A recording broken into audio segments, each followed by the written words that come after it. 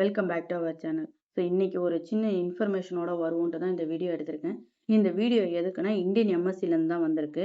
Indian MSc என்ன சொல்கிறாங்க அப்படின்னா 23 வியாழக்கிழமையிலேருந்து பாஸ்போர்ட், விசா மற்றும் அட்டஸ்டேஷன் ஆகியவை வந்து எம்எஸ்டியு டிஜிட் கோலபிள் அப்படிங்கிற ஒரு நிறுவனம் வந்து வழங்கும் அப்படின்னு சொல்லியிருக்காங்க. இது எங்கெங்க இருந்தெல்லாம் வந்து இது பண்றாங்க அப்படின்னா 3 இந்தியன் எம்எஸ்சி மையம் சொல்லியிருக்காங்க. அதை நான் கீழே போடுறேன், நீங்க நல்லாவே பார்த்துக்கலாம்.